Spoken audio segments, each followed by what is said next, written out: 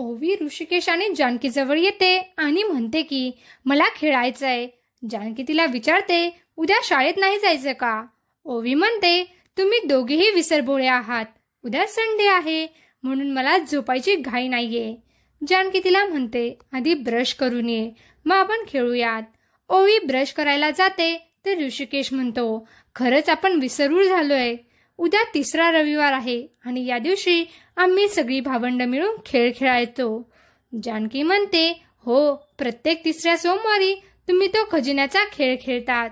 खजिन्याचे विविध पाठ लपवून ठेवायचे आणि मग त्याला ते शोधता येणार नाही, त्यांनी मनातलं सिक्रेट सांगायचं। यावरून ऋषिकेशला एक कल्पना सुचते आणि तो म्हणतो आपण हा खेळ उद्या खेळूया।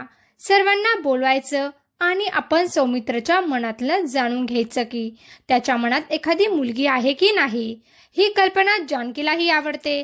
लगेच ऋषिकेश शर्वरीला मेसेज करून उद्या यायला सांगतो। दुसऱ्या दिवशी सकाळी सगळे हा गेम खेळण्यासाठी आलेले असतात।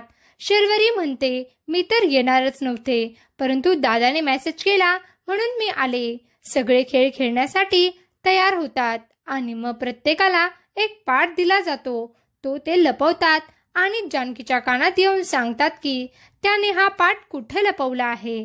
मग हा खेळ सुरू होतो। प्रत्येक जणाला एक हिंट दिली जाते हा पाठ शोधण्यासाठी। सर्वात आधी शर्वरीला हिट मिळते, त्यानंतर ऋषिकेश सुद्धा त्याचा पाठ शोधून काढतो, परंतु सारंगला काहीच जमत नाही। तो त्याच्या मनातली गोष्ट सांगतो की आजीचा लाडवाचा डब्बा मीच लपवून ठेवला होता। सौमित्रचा नंबर लागतो। ऋषिकेश त्याला विचारतो तू सांग, तुला जर लग्नाबद्दल विचारलं तर तुझ्या मनात एखादी मुलगी आहे का? तू एखाद्या मुलीवर प्रेम करतो का? तेवढ्यात सौमित्राला अवंतिकाचा फोन येतो, पण तो फोन कट करतो। त्याला आठवतं की दामले वकीलने आपल्याला धमकी दिली आहे, जर तू माझ्या मुलीचा नाद केला तर मी तुला वकिलीची डिग्री नाही मिळू देणार। सौमित्र खोटं सांगतो, माझ्या मनात कोणतीही मुलगी नाहीये। हे ऐकून ऋषिकेश आणि जानकी खूप खुश होतात। इकडे अवंतिका खूप चिडलेली असते, हा सौमित्र माझा फोन का उचलत नाहीये, नेमकं काय बिनसलंय याचं हे तिला कळत नाही। सौमित्र सुद्धा खूप दुःखी झालेला असतो, काय करावं हे त्याला कळत नाही। त्याला अवंतिकाबद्दल वाईट वाटत असतं आणि वकिलीची डिग्री मिळणार नाही म्हणून सुद्धा तो खूप दुःखी झालेला असतो। शर्वरी ऋषिकेश आणि जानकीला विचारते तुम्ही अचानक सौमित्राला असा प्रश्न का विचारला? तर हे दोघे सांगतात की आम्ही त्याचे लग्न करायचं ठरवलंय, त्यामुळे त्याच्या मनात कोणती मुलगी आहे की नाही हे जाणून घेतलं आणि त्याच्यासाठी सयाजीरावाच्या मुलीचा विचार आम्ही करतोय। हे ऐकून शर्वरीला मोठा धक्काच बसतो।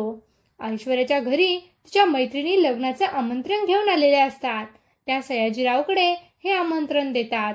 सयाजीराव आमंत्रण स्वीकारतात आणि मीटिंगसाठी निघून जातात। ऐश्वर्या मैत्रिणींना सांगते माझी आई घाबरली की माझे लव आहे की काय? तर मैत्रिणी सांगतात ऐश्वर्याच्या मागे कॉलेजमध्ये खूप मुलं होती, परंतु तिला तिचा मिस्टर परफेक्ट अजूनही भेटला नाहीये। तर ऐश्वर्या म्हणते मी त्याला शोधून काढेल।